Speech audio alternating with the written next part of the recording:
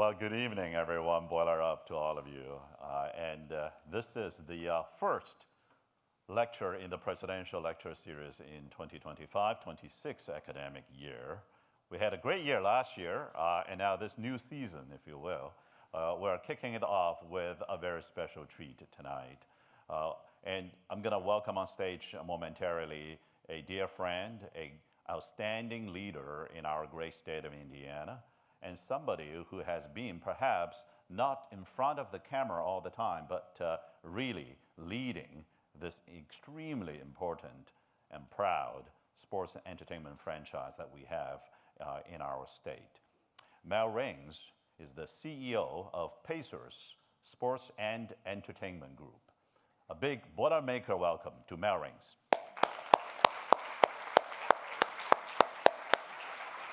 Thank you so much. Thank you. Please. Wow, you are busy. Yeah, you have been very busy. I was hoping to be busier. I wish you could have a reason not even to come here tonight, frankly. Well, let me start out by asking you, how's Tyrese doing? And it was quite a run. It was a historic run, all the way to NBA Finals Game 7. I would say probably all the way to the fourth quarter. Of course, it was not the final result that all of our Pacers fans have been hoping for. But look, it's been an amazing season. Very proud of the team, the coach, the players, and you as the CEO of the whole group. And so back to my question, how's Tyrese doing? Well, first, thank you for having me here today. I never imagined this would be the backdrop for one of my speaking engagements, but I'm incredibly honored I know she graduated from another outstanding university in the state. Yeah, we're all part of one state. Yes, we are united. And Mung is a real fan. So he came to several of the games. He knows what he's talking. Sometimes you get interviewed and they ask you questions that you know they have no idea what's happened. He actually was watching all these games. So I was hoping that Purdue would come up with the quick cure for the Achilles tear maybe this summer and just like get him back on the court. Biomedical engineers, anyone? No one's given me that yet, but he's doing really well. I saw him last week. He's out of the boot, out of his scooter. He's not running yet, but I believe he will be soon. We'll be covering his recovery. We'll be on our social media channels. His recovery over the course of the season will be well documented for those who care to follow us.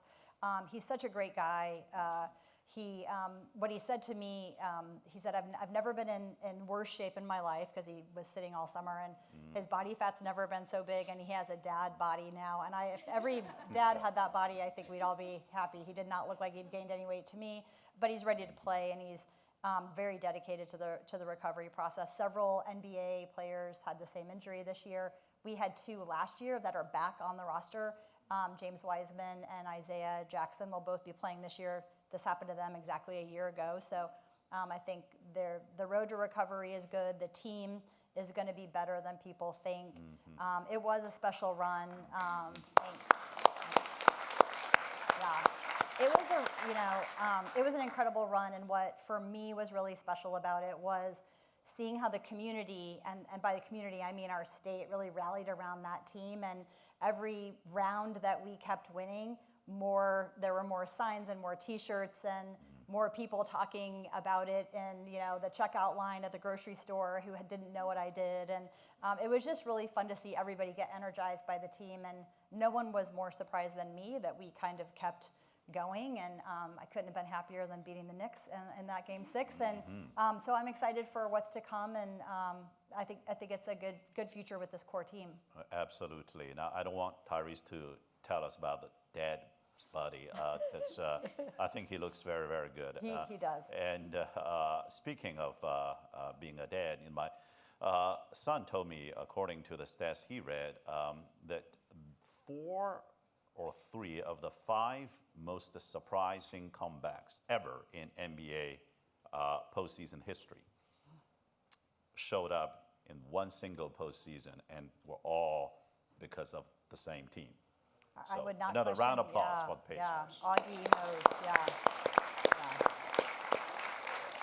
And by the way, the finals series, Game 4, this is being recorded and streamed and all that, so I won't say too much about officiating, but I will say you nothing about you watch officiating. Game 4 Yeah. yourself. All right? I really don't think that there should have been even a Game 7, but let's talk about the other amazing team, Fever. Yeah. We had actually Stephanie White here, and she's a great Boilermaker. She was there and, in that great championship winning team back in 25 years ago. And she talked about this about a little over a year ago before the WNBA season started. And she talked about building a team. She talked about coaching Kaylin Clark. And of course, there's been just so many injuries, including one at Game 5 2 nights ago. And when was that? I think Kelsey Mitchell had the injury third quarter, was it? Third quarter, yeah. Third quarter. And it was OT. It was a courageous fight at somebody else's home court. And just very proud of the Fever team as well. It must have been quite an emotionally charged season for Fever as well. Yeah, it was. I mean, I really credit Stephanie for navigating as the coach through something. I mean, I've never seen anything like it. When I was in Vegas at the game Tuesday, and they put up before the game our injured reserve list, which was like an entire roster. It was 6 names, and the Aces had none from the beginning of the season. And then, Kelsey, who did not get, thankfully, injured. She had dehydration and cramping, and she's doing much better, and came back with the team. And then Aaliyah fouled out, and so our 3 All-Stars were on the bench about halfway through the fourth quarter, or in the hospital, unfortunately. And I looked at the 5 women on the floor, 3 of whom were sitting on their couch in July, and without exaggeration, and thought, what are we going to do here? Like, what could we possibly do against the 2-time champion team? And the fact that they pushed them to overtime is like just a testament in grit and resilience that I have never seen. I mean, they just refused to stop, and didn't get the win in overtime, but God, am I proud of them. And I've never seen anything really like it with what they've had to navigate. So kudos to Steph. She learned the right stuff at Purdue. Yeah. Here at Purdue, we often talk about grit and resilience. What a resilient season has been for the Fever. So many folks out there around the country already counted them out. Yeah. Once they saw Kaylin got injured again and again, and they thought there was no chance to get to playoff. Yeah. Not only playoff, but also all the way to OT of Game 5 of the semifinals. Yeah, and sold out, the 3 playoff games we had. So I think a lot of people thought, without Caitlin, what was that going to look like? And people fell in love with the team and kept coming. And so that was really nice to see, too. I mean, she's certainly a star, and I can't wait to get her back on the court. She can't wait to get back on the court. But the women that were playing had the absolute support of our city and state the same way the men did. And I think that's so important for young people to see when they're coming into the game, that the women have 16,000, 17,000 people cheering for them, just like the men do. That's formative, and that should be the expectation, quite frankly. Well, let me ask you about your assessment of women's sports, both college and professional women's sports, whether it is women's basketball, women's soccer, women's volleyball, and many others as well. Looks like we are in a very different age now compared to, say, 50 plus years ago. And what's your assessment, and where are we heading? Well, I had the chance to meet with Mike Babinski earlier this afternoon, who's one of the best, if not the best, athletic director in the country. You guys should America's best AD right here. Proud to have him. Yeah, fantastic. I love working with him and his team, and we get to host you all every year. What I would say is you're running a professional sports team here now. So both men and women, it's a different world, and it's the Wild West a little bit, with the rules, I think, being formed every day, every week. And so what we're seeing on our side is we're getting athletes, especially NIL, who have their own following, their own business. They're coming with their own sponsors. They have their own followers. And they're, it's a transition for them. They were an independent contractor and now they're in a union. That's different, right? Different rules. And that's an adjustment for all of them. I think for women's sports, women's professional sports, the biggest impediment right now is infrastructure. So if you think about the fever of the 13 WNBA teams today, 5 or 6 are affiliated with an NBA team as we are under one umbrella with a shared service model staff and really a big engine behind both teams. If you're an independent team, I don't know how you respond to 6,500 ticket inquiries in one day when Caitlin Clark tweets that she's going into the league. So you don't is the answer, and you're playing in a smaller building, and you don't have the premium inventory, and you don't have the sponsorship inventory, and all the things you need to build and grow a league. And so, the National Women's Soccer League is dealing with this. Some teams have their own stadium. They're trying to purpose build more. Some are just renting. That's challenging from an economic perspective. And so I think how the leagues need to grow in combination with the facilities to maximize the revenue, as you are doing here and looking at doing here. Every school will be. Every pro team is doing it. But if you have to pay $300,000 to rent an arena to fill it, you can never get ahead. And so the women's teams from an infrastructure perspective in every league, hockey, all of them, the WNBA, the teams that have been announced are all affiliated with NBA teams for a reason. So that's really the growth trajectory the leagues are on, and they're going to have to look at that for every single. In order to grow, you have to have a TV deal and all those other revenue streams, and then you can actually grow. Well, facility-wise, I know you are building a very exciting training facility in Indianapolis. How's that going? We are. Good. We ground broke about a month ago, and our friends at Shields Sexton, who are all Purdue grads, I've come to appreciate Purdue engineers and construction folks, are leading that project for us as they did the renovation of the Fieldhouse. They're great partners. It's an 18-month build. It's a 108,000 square foot facility. It will be the best women's training facility in the world. Wow. Solely dedicated to their needs. Mental health recovery, content studio, podcast studio, a salon if you want to get your nails or hair done. I don't want you to have to go to the other side of town. I'd rather have you spending more time in our building. And so I think it will help us get the best free agents in the world and retain the best players in the world in Indiana to continue to field the team. And we're one of the few WNBA teams that has always had dedicated training facilities for our women's team in the Fieldhouse. Some of them didn't have any dedicated facilities. And it was clear as the league has grown, the team has grown, that they needed their own building, own standalone building. And so it was a pretty easy decision. What Herb Simon, our owner, pushed me to make sure it was the absolute best in the world and to not leave a stone unturned. So we've studied everything out there and worked with a lot of experts and architects, and I can't wait to see it come together. Yes. But if you drive by Delaware and Maryland, the elevator shafts are already up. So. Well, Boilermakers will, I hope, make it on time, on budget. They're going to be under budget if I have anything to do with it. So, Okay, all right. Well, the pressure is on. Yeah.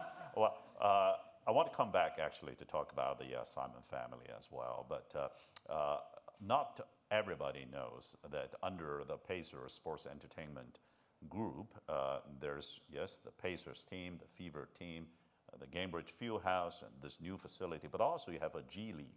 Tell us a bit more about that, please. Yeah, the Noblesville Boom. So we acquired the Fort Wayne Mad Ants about 10 years ago. It was used to be called the Development League of the NBA. It's called the G League now. It's sponsored by Gatorade.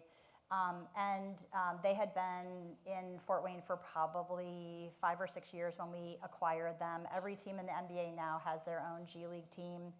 And during COVID, when we moved them down to train because they couldn't play in front of anyone, it became really clear to us that what the team was as a development team needed to be closer to our basketball leadership. They weren't getting up to Fort Wayne often enough to see the players, and it was too far away for us to send a player up to play tonight and have them be in a Pacer game tomorrow night. So we talked to lots of different mayors. Chris Jensen had a great vision for Noblesville, saw what we wanted to do, purpose-built a 3,400-seat arena. So we'll be tipping off our first game in about a month. And it's a chance. Johnny Furphy's a good example. He's a rookie last year. He could play actually a noon game in the Fieldhouse last year and still dress for a Pacers game, but he can play tonight for the Boom, and he can play tomorrow for us and get minutes, because he's not going to get that many minutes as a rookie, and you've got to stay in shape, and you've got to be able to get a little bit more competition. And so making sure they get enough court time is really important for the development. And then Noblesville just has a great vision for this new Innovation Mile. They were able to attract the new Gymnastics National Training Center, which will be next door. They'll use the arena as well for their events, and I think there's a lot more to come up there. I'm really excited to see what Chris does, but it is the most beautiful 3,400-seat arena I've ever been in, and I'm a little worried when Herb Simon gets up there, he's gonna wanna renovate our building again sooner than I'm ready to renovate it, but it's really gonna set the standard in the G League and hopefully help us, compete better for the Pacers. That's the goal of that team. Yes, well, they've got a very visionary mayor there. They've got exciting constructions going throughout town there.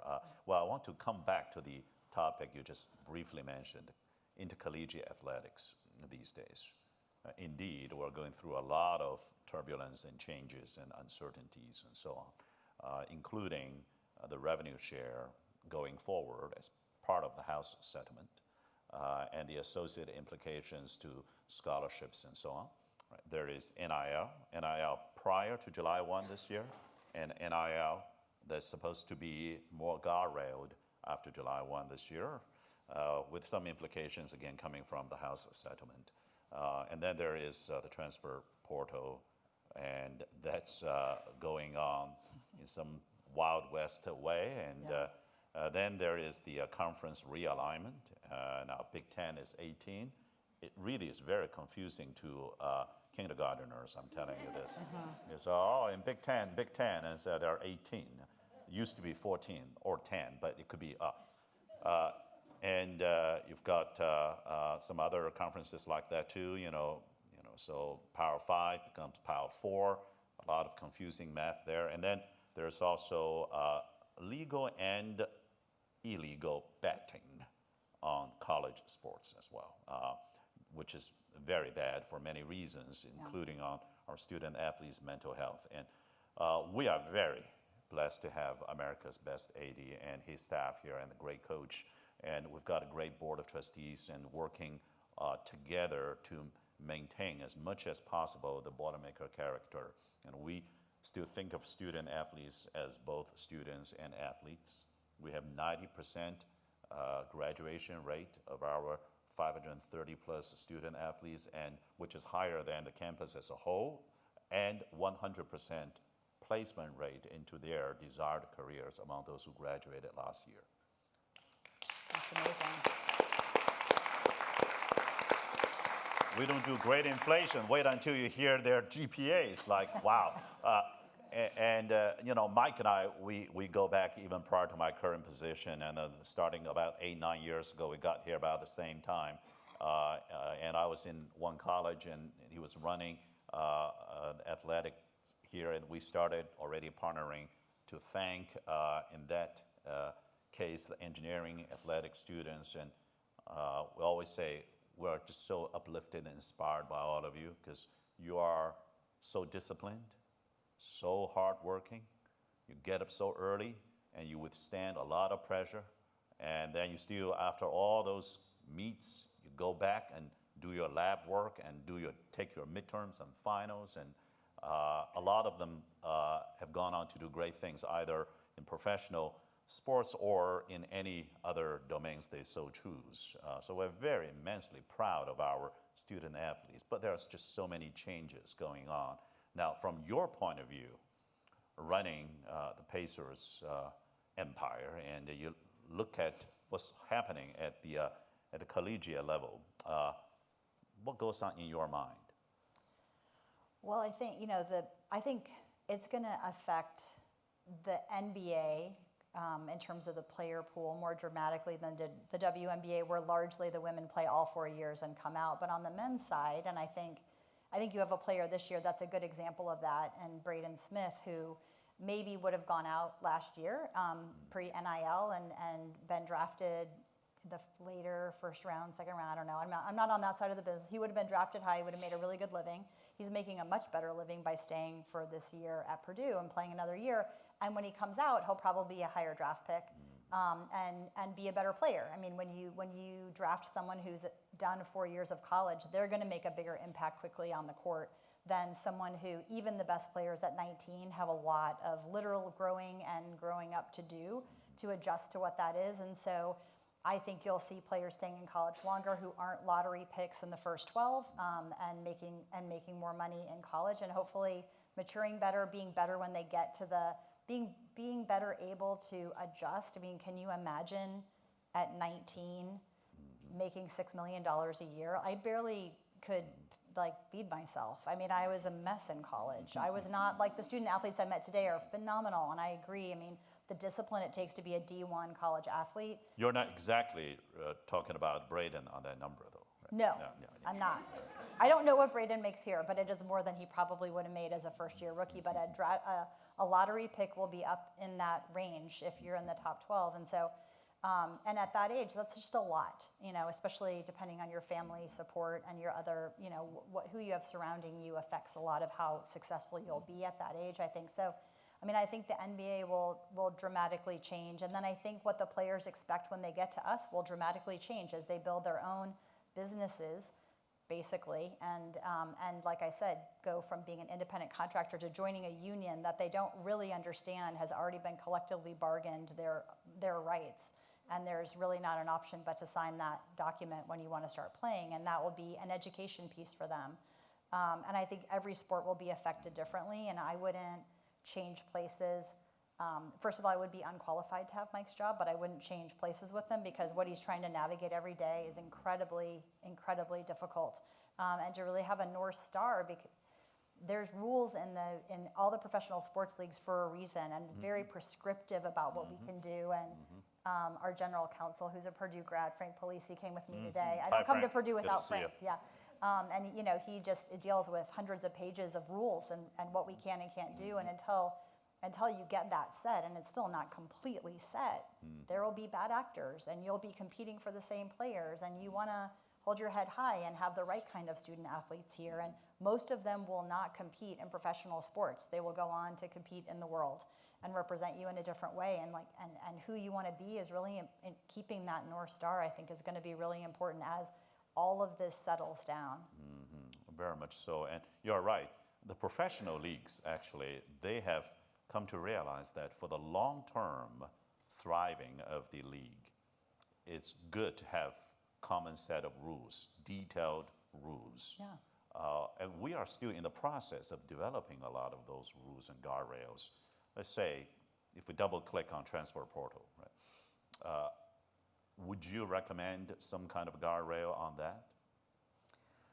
I only know enough to be dangerous about the transfer portal, but I have to tell you, if we were signing our players all to 1-year free agency contracts, I would want to jump off the roof. Like, that's impossible. It's an impossible way to manage a business, which is what this is now. It's a business. And I think you've got to,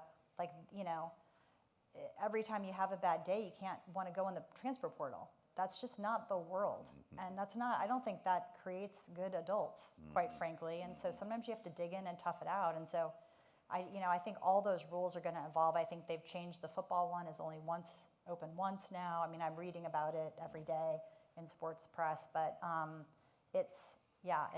know that our general manager on the basketball side would not want to be managing a roster of 1-year free agents. Yeah, right. Everybody free agents every season. Not manageable. Yeah. Well, we hope that there will be some kind of a common understanding that it would be a good thing for college sports to have some basic guardrails. Agree. NIL is another one, right? There are NIL deals such as Caitlin Clark. Yeah. And people get it. They say, yes, yeah, I get it. And then there are others that people scratch their head and say,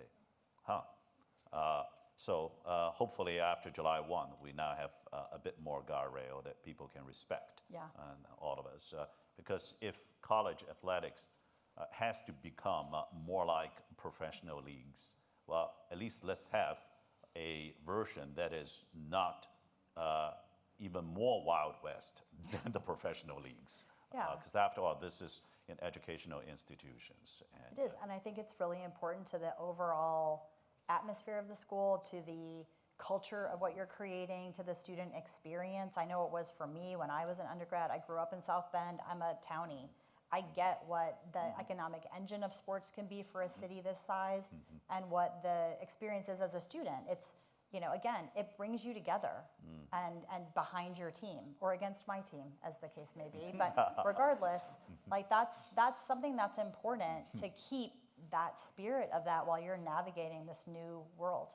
Right. A lot of times people turn on TV, they watch it not because the teams are playing better than the professionals, but because they can see themselves.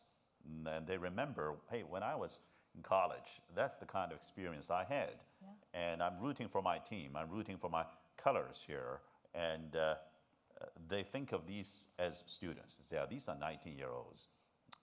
And we better keep that spirit for our own good." Yeah. And by the way, the students actually are just loved here, the student athletes. And I can ask Coach Matt Painter what he thinks about the upcoming season, but I tell you that if Braden Smith walks around out there, and people just we love him, and we love the other teammates as well. And that's the kind of feelings that we hope will never be lost in this transformation here. Yeah. Now, let me ask you about another transformation, and that is technologies you use. For example, AI. Yeah. As AI getting used in recruiting, in coaching and training, in game time decisioning, and also VR, as in immersive experience, as in spectator experience optimization. What's your thought on AI and VR? Well, I'd say, AI is in everything kind of already and is growing. I think where every business is struggling, most businesses are struggling is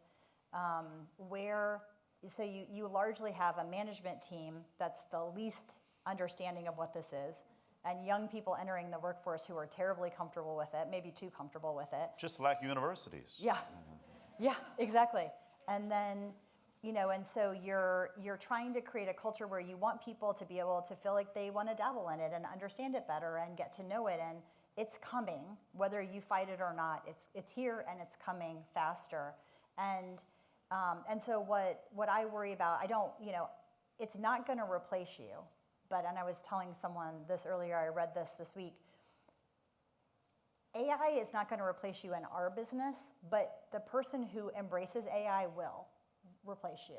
So I think you should really get comfortable with it quickly. And we're largely an in-person business.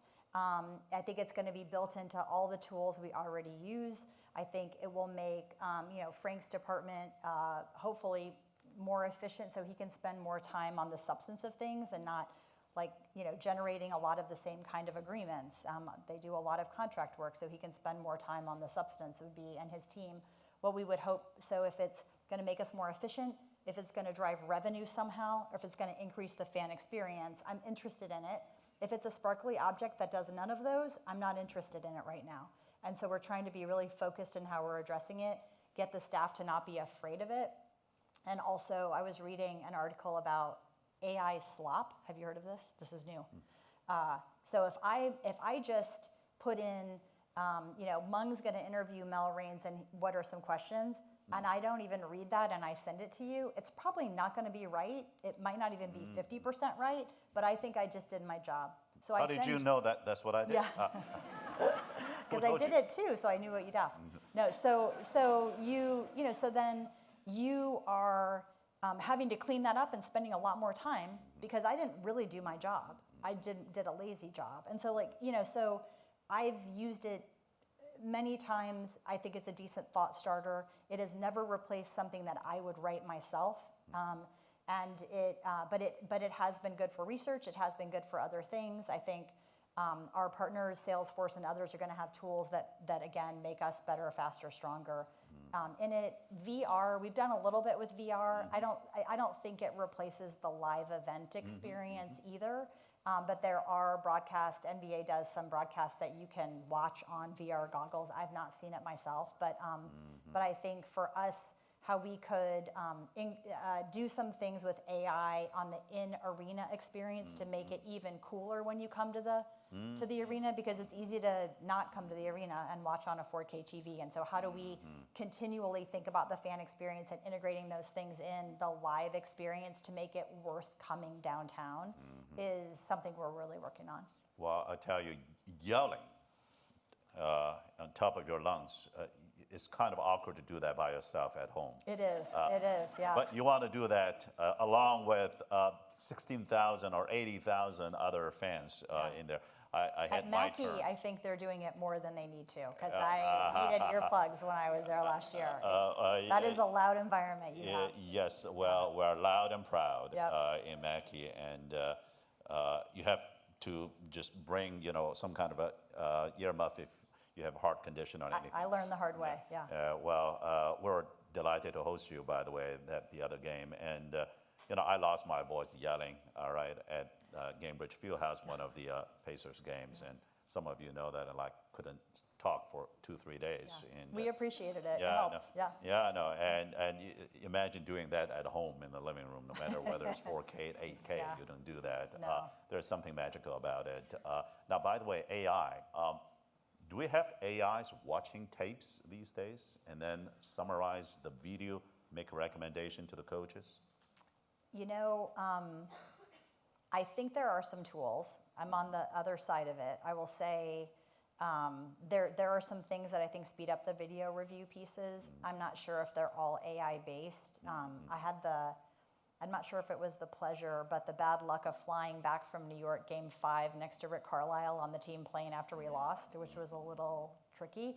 And he was doing video the whole way back, and he was not using any AI tools. He was using his brain, and when he was done, I was pretty sure we were going to win Game 6, so I felt pretty good about it. But I'm sure that there are some back-end tools to pull clips and things that I know we've done that with, when you're turning in clips to the league to talk about a call that you may be challenging or wanting them, push the officials in different ways. I think they use that to pull those kinds of things. But yes. I think it can make you faster, but nothing replaces 40 years of Rick Carlisle's Yes. experience to look at that video and interpret Yes. it. Could they cut it for him faster? Probably. Yes. Well, speaking of Indianapolis now, we've got amazing sports capital of the country, if not the world, coming up, right? We've got all these professional teams. We've got NCAA headquarters. We've got Indy 500 and the whole supply chain behind it. And of course, as you know, Purdue now has part of the main campus in Indianapolis. Yeah. It's not a regional, it's totality of Purdue to totality of Indianapolis, including some very special, unique programs that you cannot find in West Lafayette because of the special urban environment that you unlock in Indianapolis, including sports management, including sports engineering, including from our colleges such as kinesiology and HHS, business school, engineering school, technology institute, a lot of special programs and certificates capitalizing on the fact that we've got amazing ecosystem around sports building out here in Indianapolis. And of course, a lot of Big Ten events out there too, a lot of NCAA, March Madness events, along with professional ones as well. So it must be exciting for you to look at Indianapolis. And what is your vision of Indy as the sports capital of America in the coming decade? Well, I mean, one of our initiatives is becoming the epicenter of women's sports is part of that piece, and I think there's a bunch of pieces to that, which is, having teams like the Fever and the Ignite, the volleyball team. I think it's events like the WNBA All-Star Game. It's professional development for women to be more women in positions like I have, and coming up through the all the different entities you just said, and how do we make sure that we're making sure that there are females in positions of leadership. I think it's youth sports, females in youth sports, and youth Olympic sports. I mean, that's something that's really scary about NIL is what is going to happen to Olympic sports, which are often not the ones that are well funded. And if universities drop them, we really won't have a pipeline for Olympic athletes. So I think that's another one. And then I would say female sports performance research. And you, I think, have the only sports engineering school in the world. And so that's really interesting to kind of set us apart in the world. And then maybe getting more women's sports organizations to relocate their headquarters to Indy like the NCAA did in 1999, which could really galvanize around us. And then on the other side, I think it's how do we continue to it takes world-class facilities to host all these events, Lucas Oil Stadium, Gainbridge Fieldhouse being, the two biggest ones we tend to put things in. How do we come together to bid? Sometimes it's hard to bid on these things. We have so many conventions. So how do you slot them in time? The women's Final Four, for instance, which is now going to be at Lucas Oil Stadium instead of the Fieldhouse, which is great. I love that they can get that many more people in it. We were very supportive of that. When we originally agreed to accept it, it's a 9-day hold in the last week of the NBA season. You can imagine the fun conversation I had with the Pacers about that. You're going to be on the road for sure at the end of the season, but they saw the bigger piece, how that was important to Indy, and we all agreed to do it. And so you've got to really think about how we're all collaborating. The Colts, and we supported the Olympic swimming trials, the Pacers, the Fevers, and the Colts. None of us are swimming. None of us have a vested financial interest in that other than it was good for the city, and we wanted to help the city. So we try to go together as much as we can and collaborate the Indians just rebranded, so we all kind of went in on that. So to me, it's if we all decide that the next thing is the NFL draft, then what can we all do to help get that and make that more special, just like we do when we host the NBA All-Star Game or WNBA All-Star Game or the Combine or the Big Ten men's and women's tournament, which we don't get without your support and Mike's support. We don't get those things. And so we need to continue to cultivate those relationships, have the right facilities, have the state has a bid fund now to help us put some more money towards those events and attracting those events. And so, I mean, to me, we've got so much opportunity in front of us. The Indiana Sports Corp is a fantastic partner in executing and bidding on these events. And so, we're open. Indy is open for business and building hotels, and there's a lot more to come. Yes, that new Intercontinental has been a very hot commodity, right? Lots of Purdue grad. A lot of Purdue grads, indeed. And the Sports Corp has been doing amazing work building out that ecosystem. And there are quite a few Olympics sports NGBs headquartered in Indianapolis as well. Yeah. And then starting this year, as you know, I started serving as an independent director on the board of USOPC, Team USA. And indeed, we are all concerned that the pipeline of talents for Team USA Olympic and Paralympic sports might be going through a tough time coming up because some of the allocation of resources and so on. So, Purdue, we are not dropping any sports, first of all. Good. But we also need to think about this as a country, especially with LA 28 coming up, and then Utah 34 coming up as well for Winter Olympic and Paralympic Games. Well, I want to get the students to ask you questions as well, but let me ask you two quick ones about, I say quick because, you can spend a long time answering these questions because they are about your outstanding and very unique career trajectory. Well, first of all, not everybody would fully appreciate, and myself included, frankly, the role of the CEO. Because they know the coaches, they know the athletes. The role of a CEO to lead the business that runs these sports franchise and sports entertainment facilities. So how does your day-to-day go? Well, it usually goes off the rail by about 8:45. Okay. Like most days. No, it's a simple business and a complicated business. We've been working on our vision, kind of updating our vision, mission, values piece. And I mean, I think our vision is as simple as this: make everybody a fan. Make them a fan of our teams, make them a fan of our building, make them a fan if they're never coming to a game, but they're watching us on TV or online. make them a fan of our merchandise.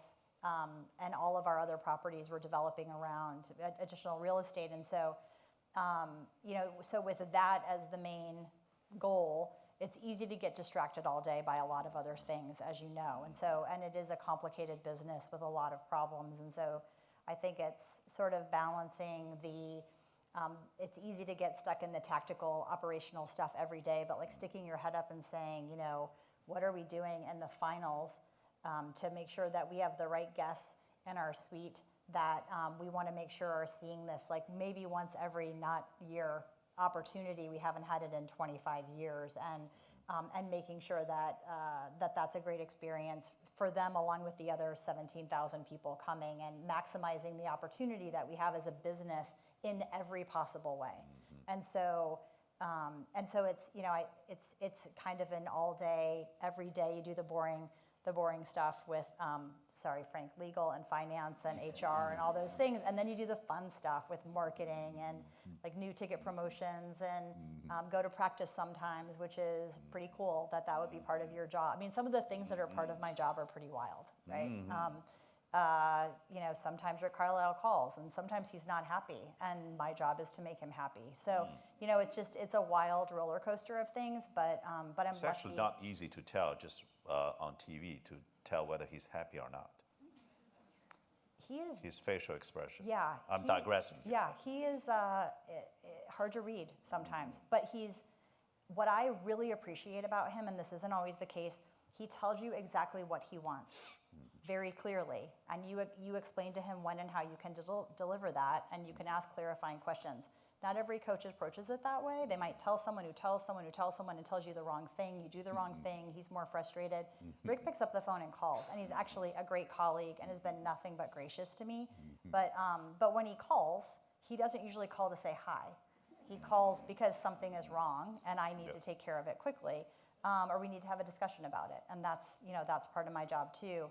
But it's he's a very cool guy. I mean, even when he wins, he's like, yeah.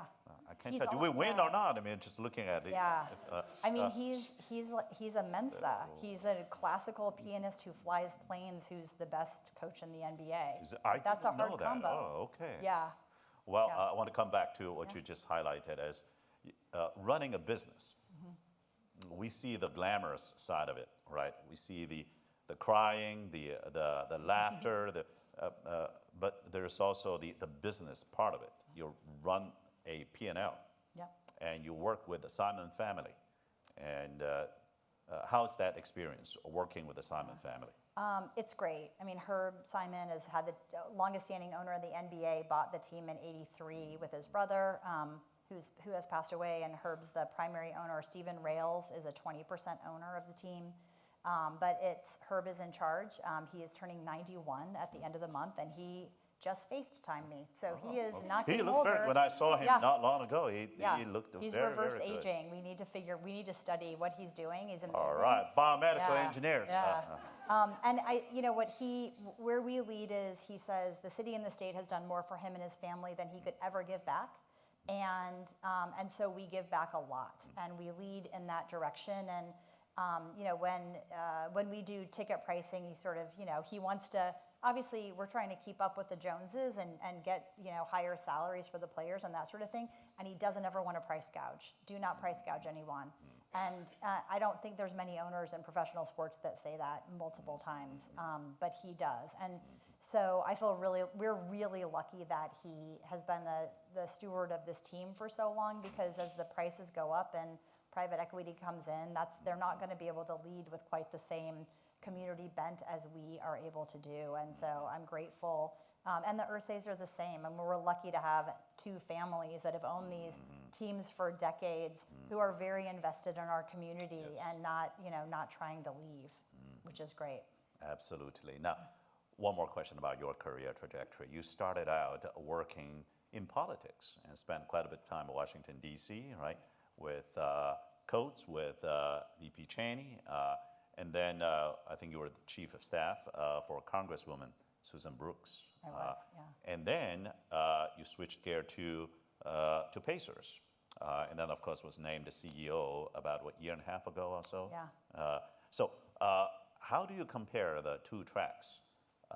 The track of executive and legislative branches of the federal government versus the track of sports and entertainment. Yeah, I should shout out. So my two roommates, friend from high school who went to Purdue, Ann and Suzanne, were Is that right? my roommates when Hi, I was Ann, 22 Suzanne. in DC. Yeah. Boiler up to you. Yeah. So I lived with 3 boilers when I first got to DC. I was way outnumbered. There's a lot about it that is similar.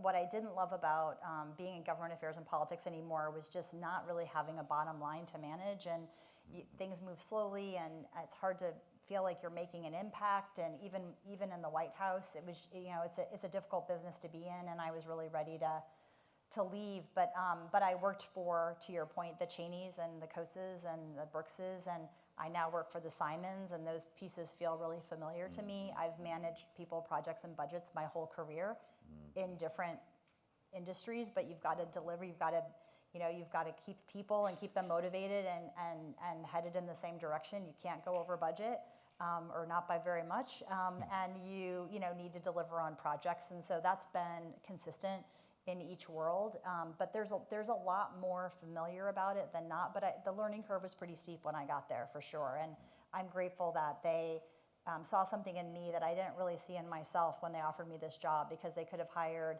someone with significantly more experience, not from Indiana probably, and probably not a woman. And it took Rick Fuson, who was the president at the time, a lot more time with me to teach me how to do this.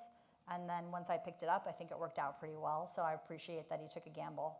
Well, it worked out so well for all of us. And I'm so happy to hear that indeed they saw something very special in you. Well, let's turn to our students, please.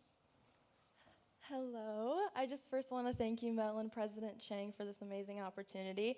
My name is Kaylee Gustafson. I'm a junior studying marketing in the Daniels School of Business. Our first question is, looking back on your career, what advice would you give students who want to combine their passion for sports with a leadership role in business operations? In sports business operations, or just, well, be careful what you ask for. No, I would say, it's important just to understand what the role is, because I think a lot of students think that I'm handing the ball to Rick and just kind of watching the games, and I'm often running around the building and not doing that. And it's, it is a lot of hard work, and it is, I was talking to some students earlier, it's nights and weekends. People are coming to these events largely on their free time, and that sounds great until you've had your 3rd weekend in a row and you're a little bit tired of watching basketball games and going to concerts and things. And so I think it's just really understanding it's not a 9-to-5 business is really important, and that you're probably not going to be watching as much of the game or the sport that you want. But if what you love about it is that you're bringing people together from every part of your community behind one team and in the hopes of winning, and it is so much more fun when you win.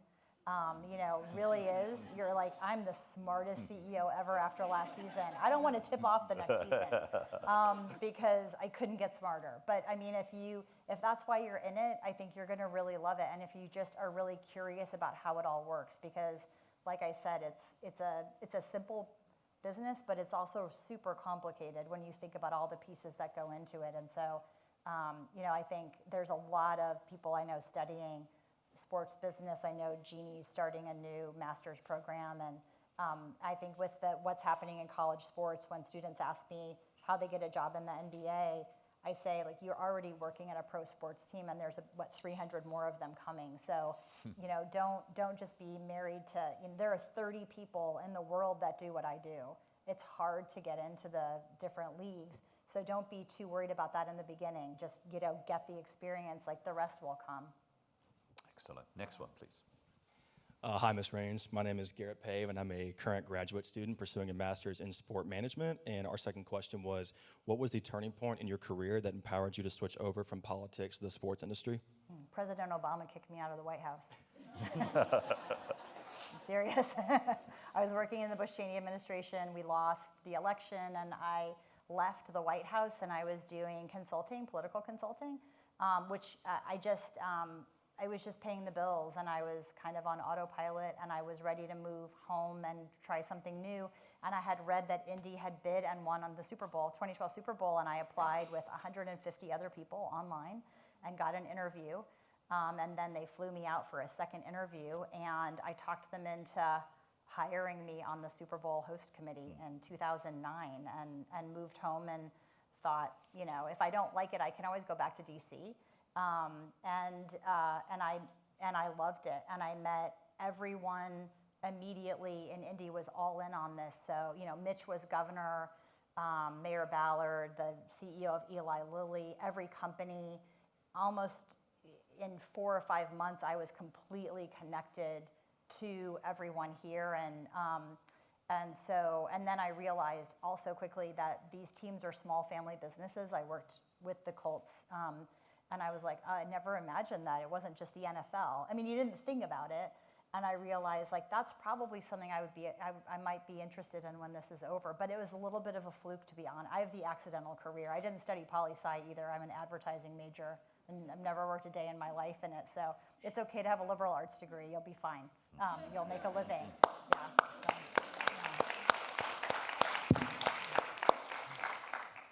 Raines, and thank you, Dr. Chiang, for this opportunity tonight. My name is Luca. I'm a graduate student athlete in the new sports management program here, and my question to you is, with the renovation of Gainbridge Fieldhouse, I understand that was a major undertaking, so what are some of the most important decisions or challenges throughout this process, and how have you navigated them? That was the hardest thing I've ever done, was manage that renovation. My previous construction experience was a $30,000 kitchen renovation, so I wouldn't recommend that as your background for. Also on time, under budget? Yeah, it was $350 million. So, I mean, you know, we got the right partners who were really patient with me. I asked a ton of questions. It forced me to learn our business in a different way. So if you're gonna tear apart every part of the building, you better have all the right people at the table to talk about what you want to do with it. And so I learned a different side of the business that was probably 4 years in than I had really interacted with. And it often wasn't the top person in a department.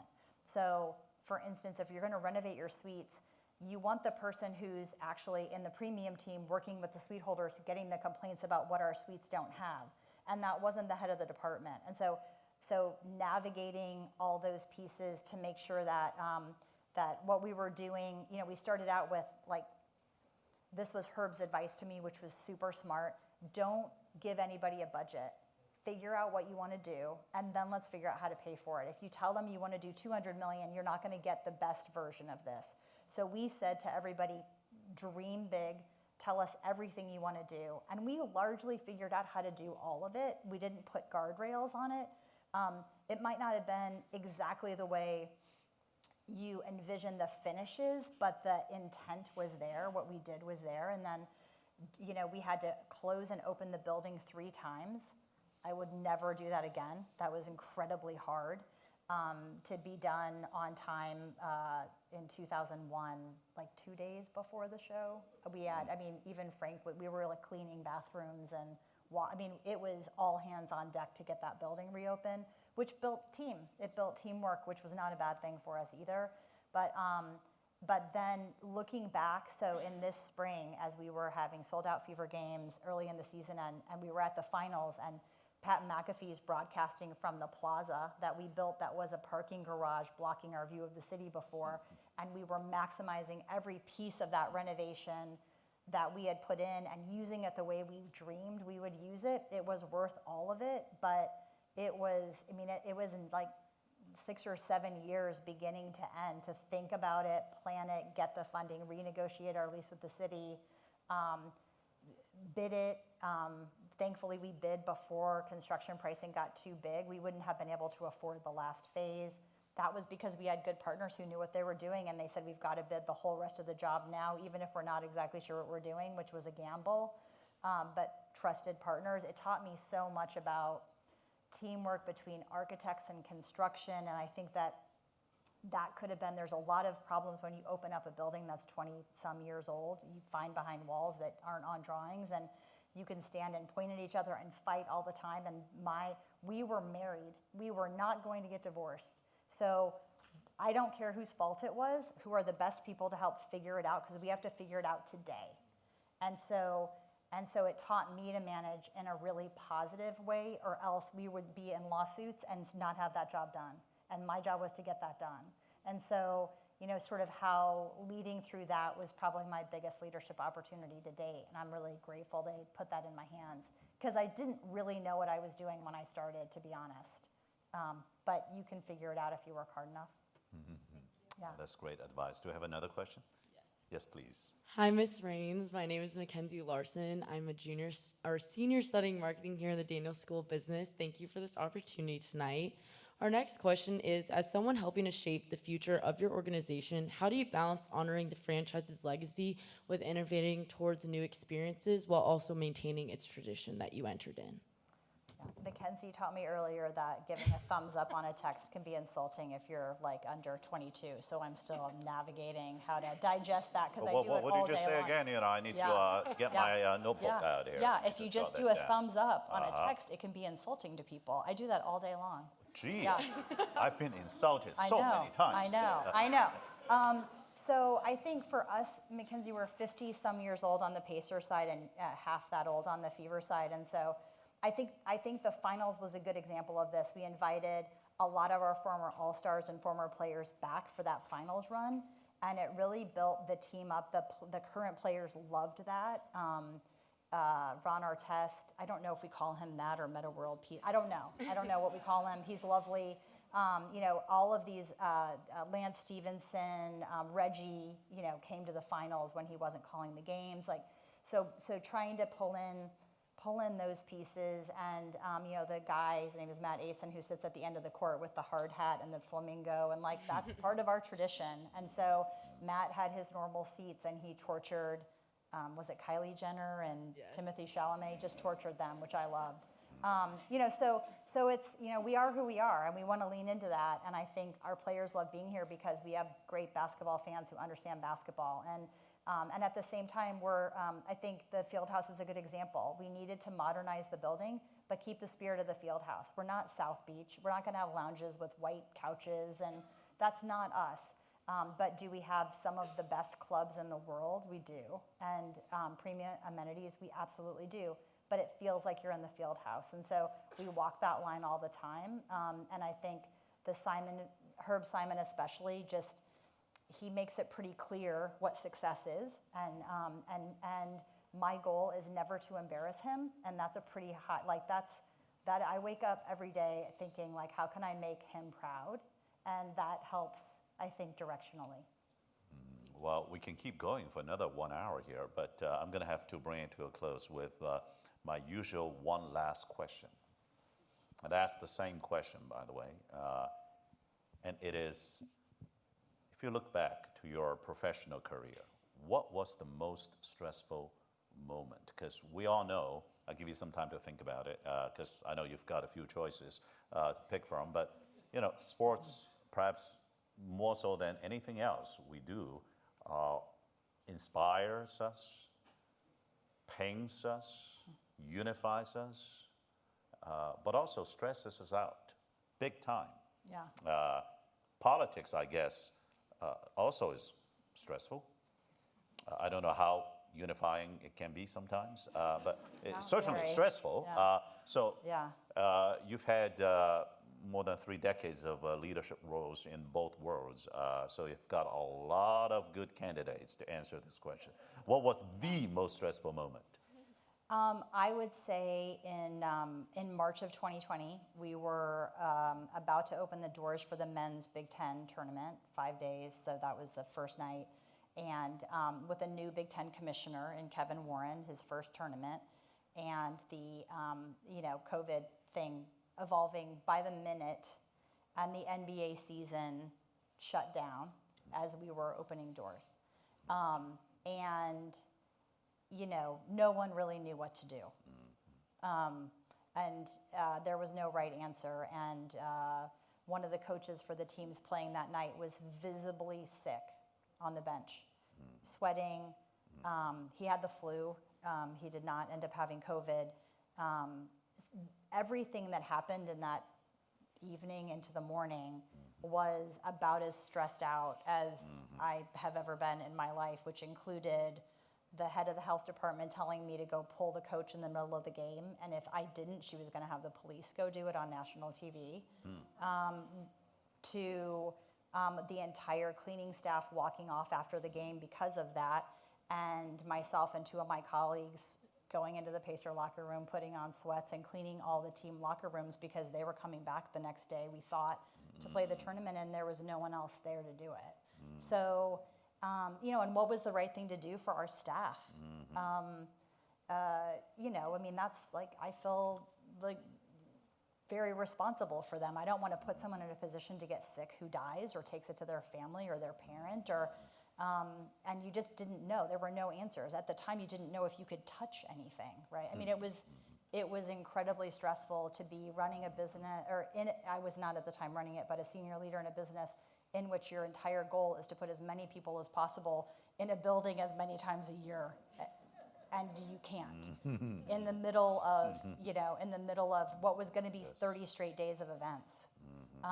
So You cannot re-sanitize the ball every time it passes. you can't. There's a lot of things you can do and that you can't do. And so it just was just that whole, like that moment that day, I'll never forget. You know, and people didn't really understand what was happening that were there. We had 7,000 people in the building as this is going on. It just was, I would prefer to never have to go through another global pandemic, as I'm sure you feel the same, yeah. Well, Yeah. we'd rather not go through that. We'd rather go through many more seasons of Yeah. NBA finals, WNBA semifinals, even better seasons ahead. Thank you so much, Mel Raines. Thank you.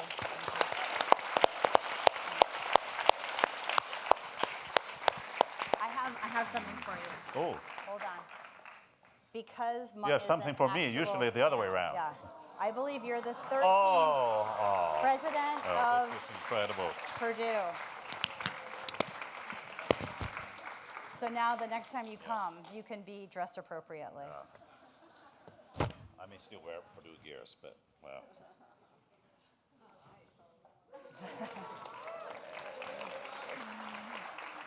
Thank you so much. Absolutely, yeah. No, Thanks for thank having you, me. Thank Yeah. you. All right, I'm gonna yell even louder next time.